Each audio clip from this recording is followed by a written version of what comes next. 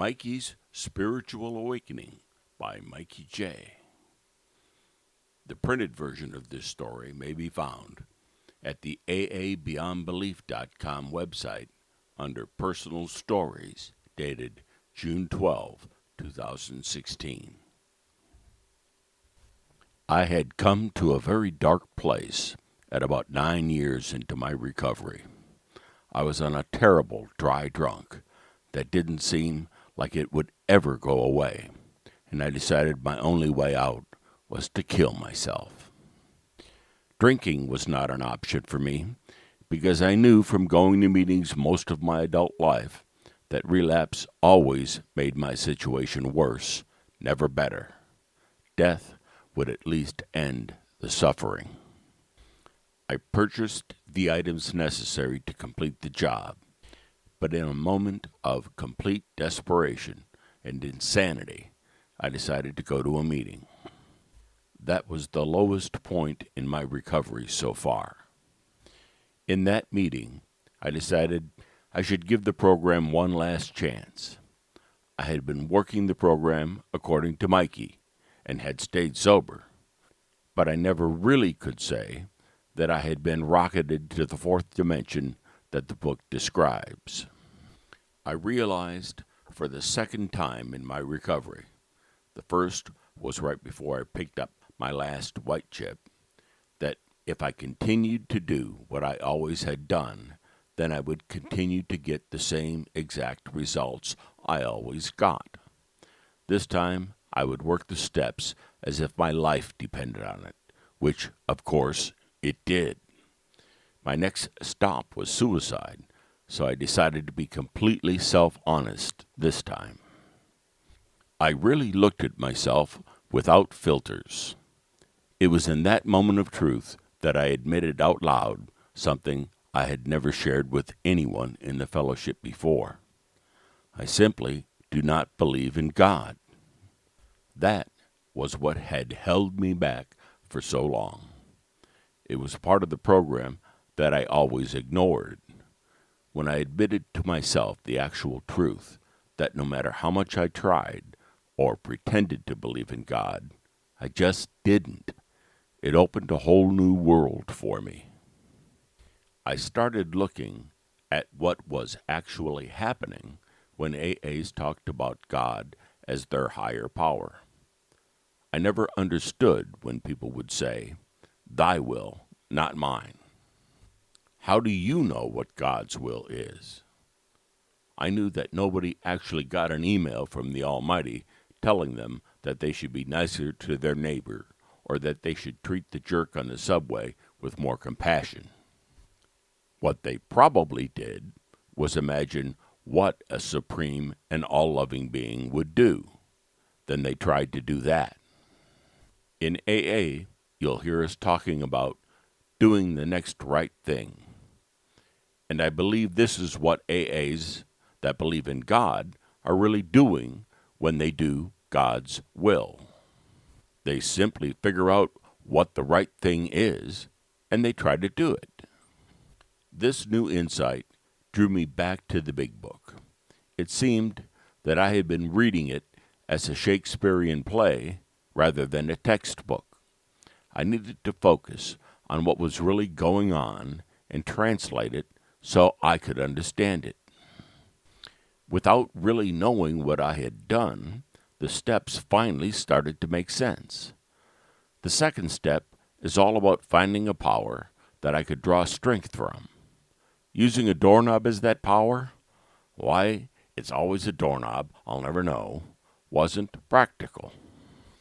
A doorknob can't help me with resentments and fear, but what could? AAs sometimes say that God and the people in the rooms of Alcoholics Anonymous keep them sober, and more importantly, sober and sane. The collective experience of the recovering drunks that seemed to have it all together became part of my greater power. I started to think about things that were greater or more powerful than me that could help me be free of the emotional suffering that caused me to believe that ending it all was a brilliant plan. I turned to Google to find that answer, and then it hit me. Google was a power greater than myself. If I needed to fix my leaking sink or find a cure for foot fungus, getting on my knees and talking to my bedspread was not going to help. But a good Google search could lead me to something that could. The floodgates opened wide. What else? The law. If I follow the law, I probably won't spend any more time in jail or get fined for running people off the road that cut me off. My doctor. If I follow her advice and actually eat right and get plenty of exercise, I'd probably feel a whole lot better. This was getting pretty awesome. This was going to actually work. Step 3 is just deciding to work my new program and reminding myself on a daily basis that I've made that decision. Just thinking about that milestone in my recovery still gives me goosebumps. It was only the beginning, though. The more I searched for my greater power, and the more I relied on that power, the more I started to actually change. I finally understood pertinent idea C in how it works, that God could and would if he were sought. The more I searched for and plugged into this power, the more my problems disappeared. I turned back to the steps. Step 6 is about becoming ready to remove the things in myself that cause unmanageability in my life. I paid close attention to what was actually happening in me when I would feel restless, irritable, or discontented. I'll give you a great example. Have you ever been sitting in a meeting and someone goes on and on and on about something you don't think is appropriate or helpful? You get fidgety and uncomfortable in your chair. You start looking at other people and saying to yourself, will someone please shut this guy up? Or you start looking at the chairperson as if to say, do something. That right there is judgment, ego, and a serious lack of compassion. So what do we do about it? For me, step 7 is all about doing something about it. Whenever I start to judge people, I talk to my sponsor about it.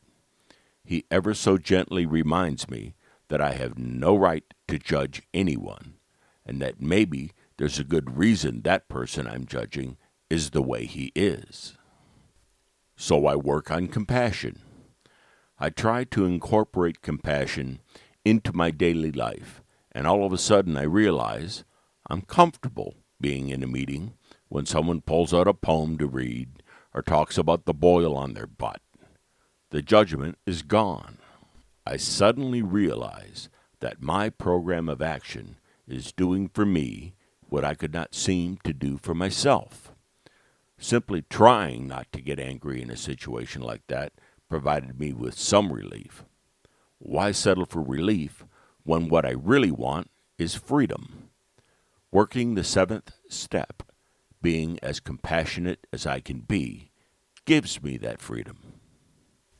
I could write an entire book on the 11th step and how silent meditation has been the most life-changing tool I've ever known. But for the sake of brevity, I'll move on to my spiritual awakening.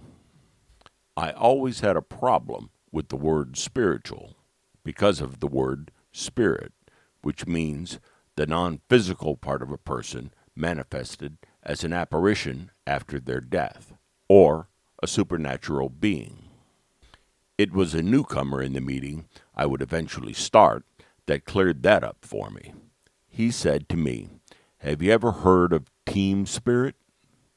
When the team wins, there's camaraderie and support, but when the team loses, there's encouragement, compassion, and hope. My definition of spirit is the part of me that is the seat of emotion and character, my true self. He could have slapped me with a tuna fish at that moment, and I would have been less shocked than I was when he said those words. That completely made sense. I started to focus on what my true self was, step 6, and what I needed to do to become the man I wanted to be, step 7. That is what I mean when I said I've had a spiritual awakening. I look at the events in my life with less of a filter now. I am no longer the same person I was at 9 years sober, wanting to die. I'm going on 15 years now, and I've been given a completely new life. The promises not only have come true for me, they continue to come true in completely different and exciting ways. I've found a new freedom and a new happiness, and that was only possible by working the 12 steps of Alcoholics Anonymous without God. The fourth dimension is pretty cool. About the author, Mikey J. Mikey J is currently living in the fourth dimension of existence, which, surprisingly, is in Orlando, Florida. He's been sober since February 22nd, 2002, and is grateful AA gave him a second personality, one he uses to clear away the wreckage of the first. He's the founder of our mostly agnostic group of drunks, is frequently wrong, but rarely in